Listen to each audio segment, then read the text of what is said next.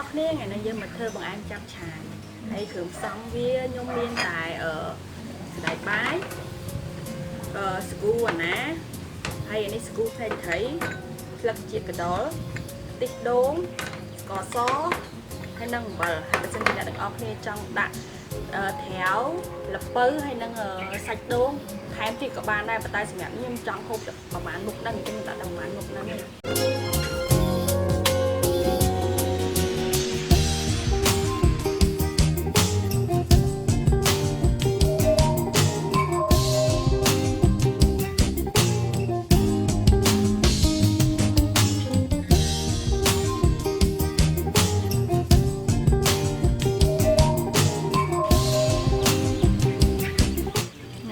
ចាប់ផ្ដើមហាន់នេះទៅព្រោះអានេះយើងត្រាំវារួចហើយដល់យើងហាន់វាជាចំណិតតិចតួច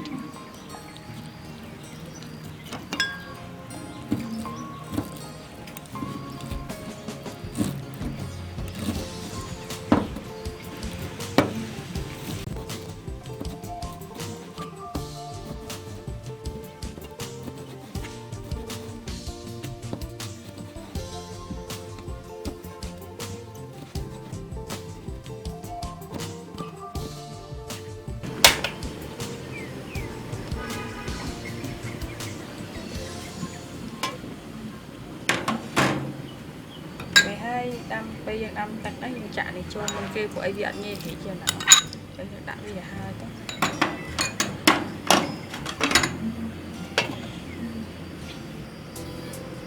dạ rồi tập dương chụp cô thấy dần tặng rồi tại chỗ tại tay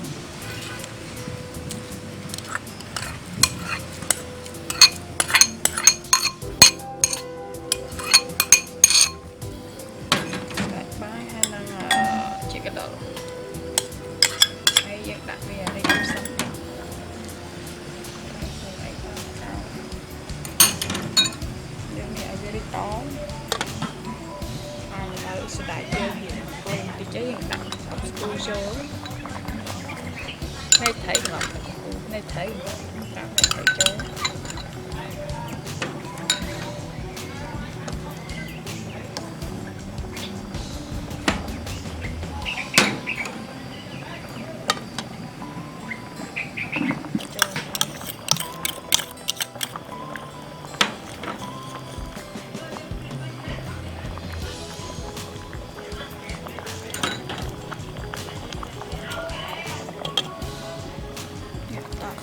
bay khom sẽ đại thấy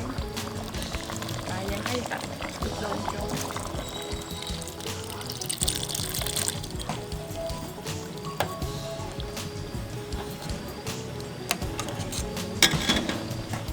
đôn hay đặt score cho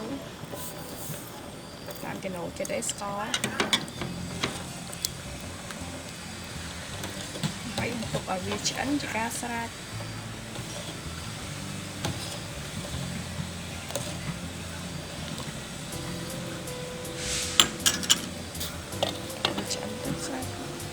lỡ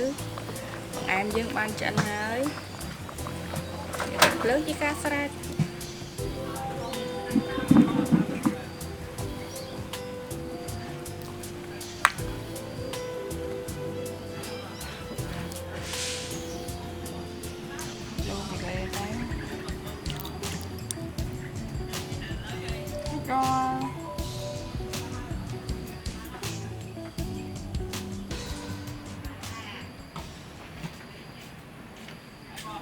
lấy em như ban này rồi thấy lời dùng một cuộn ớt nè